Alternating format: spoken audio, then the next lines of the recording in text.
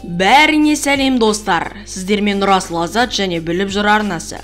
Біз әр секунд сайын әлемде қызық заттар болып тұратын керемет заманда өмір сүреміз. Бірақ қанша тырысқанымен барлық болып жатқан бұл керемет заттарды тамашалау мүмкін емес. Алайда, мен сіздерге әлемдегі кейбір сіздер білмейтін заттарды көрсетуге дайынмын. Алдарыңызда сіздер көрмеген қызықты заттар топтамасы. Ал ендеше видеомызға кеттік. Достар, видео басталмас бұрын лайк басып, арнаға тіркеліп және жанынан шыққан қоңыраушаны басуды ұмытпаңыздар.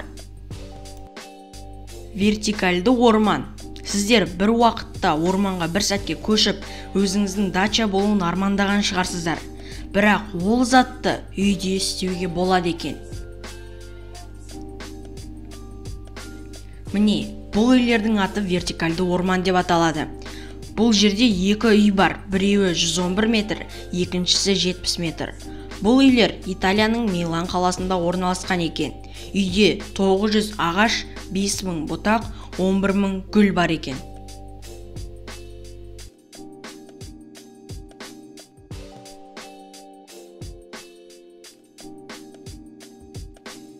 Антифризді қатыру. Егерде біреу ол не десе, жауабы белгілі секілді.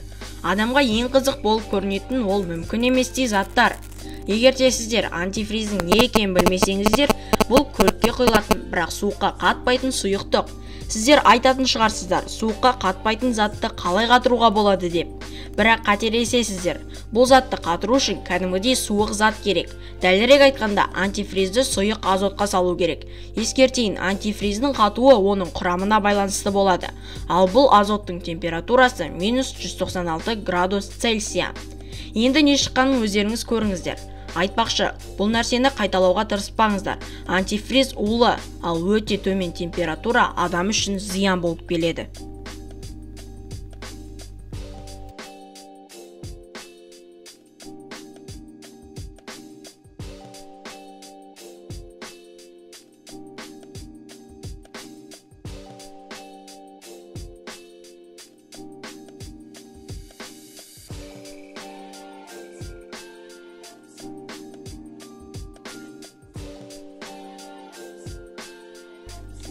Кемені ұзарту. Кемені жөндеу үшін көптеген қаражат керек. Әлемде күніне көптеген кемелер жөнделеді. Бірақ ескі кемені жаңаға айналдыруға болатын болса, ол әдіспен міндетті түрде қолданатын еді. Бұл процесс кәдімгідей ақшаны үнемдеп қалады. Кемені өзгерту өте әсерлі процесс. Бұл үшін кеменің корпусын кесіп, ортасына арнайы ұзын дайын тұрған корпус салынады. Бұл затты жасау үшін кесілетін жердің бояуын кетіріп, барлық кабельдердегі тоқ жүйесін өшіріп, бүкіл кабельдерді суырып тастайды. Содан кейін газды кескішпен кабельдің корпусын кесуді бастайды. Қараңыздаршы, бұл газды кескіш. Корпусты май секілді кеседі. Өйткені кескіштің температурасы 1600 градусқа жетеді. Корпус кесілген соң екі шетін жылжытып, дайын тұрған затты қойып жалғайды.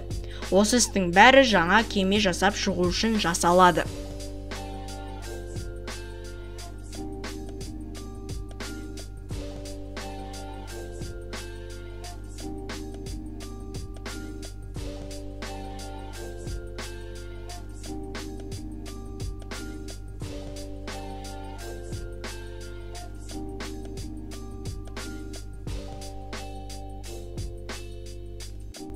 Өзгеше музыка.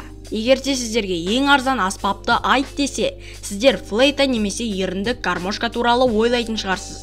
Бірақ жоқ, сіздер бұл аспапты тегін ала аласыздар және күніне 3-4 рет ауыстыра аласыздар. Қарсы алыңыздар, Ло Динзуин. Бұл Қытайдың музыканты. Оның аспаптары ағашта өседі. Ағашта, өйткені бұл жай ғана ағаштың жапырағы.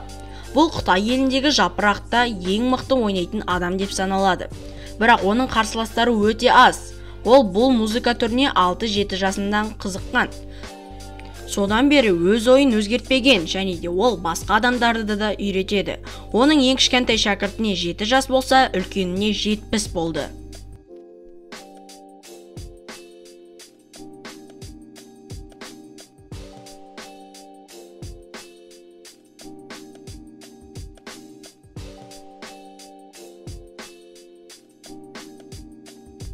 қалқыған қорық. Туристер Үндістанның барлық жерлеріне барған шығар. Бірақ бұл елде көп адам білмейтін жерлер бар екен. Сондай тізімге Кеймбл Амжал атты жер жатады. Бұл жер 40 км квадрат орында алып жатыр және әлемдегі жалғыз қана қалқыған қорық. Бұл жер 260 бұғының үйіне айналды және бұл соңғылар емес деп үміттенеміз.